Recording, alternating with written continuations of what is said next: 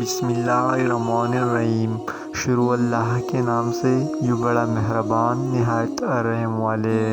السلام علیکم محترم ناظرین، مجھے اللہ تعالیٰ سے امید ہے کہ آپ سب خیر و عافیت سے ہوگی۔ محترم ناظرین، خلیفہ ہارون الرشید اگرچہ ایک زبردست سلطنت کے مالک تھے، لیکن اس کے باوجود خدا پاک کا خوف دل سے نہ جاتا تھا۔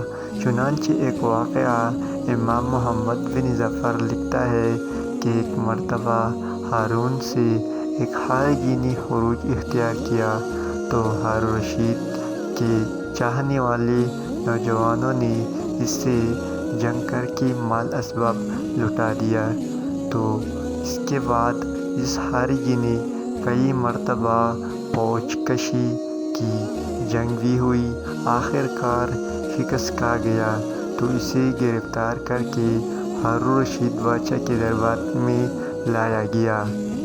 جب اسے سامنے کھڑا کر کے ہارون الرشید بادشاہ نے پوچھا، اچھا بتاؤ میں تیرے ساتھ کیا معاملہ کروں؟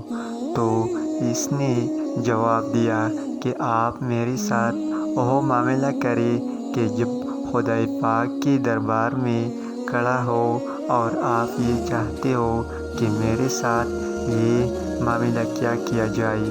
یہ معاملہ دیکھ کر ہارون الرشید بادشاہ نے اسے معاف کر دیا اور اسے آزاد کرنے کا حکم دیا۔ جب وہ دربار سے نکلنے لگا تو ہم نشینوں نے گزارش کی کہ حضور عالی جاں، ایک شخص آپ کے نوجوانوں سے جنگ کرتا ہے، مال و اسباب کو لوٹ لگتا ہے، اور آپ کا یہ حال ہے کہ آپ نے اس شخص کو ایک جملے میں معاف کر دیا، اس لیے آپ پھر بھی نظرثانی فرمائیے، ورنہ اسی قسم کے واقعات سے بدمعاش لوگوں کو موقع مل سکتا ہے۔ تو ہارون الرشید بادشاہ نے کہا کہ اچھا اسے واپس کرو۔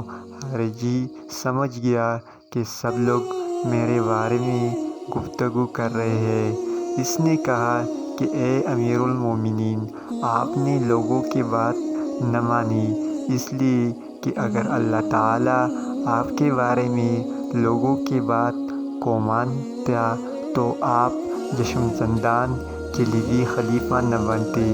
ہارون الرشید بادشاہ نے کہا کہ تم سچ کہتے ہو۔ اس کے بعد مزید انعام سے اس خارجی کو نوازا کیا اور پھر سے اسے معاف کر کے پھر سے اسے آزاد کر دیا۔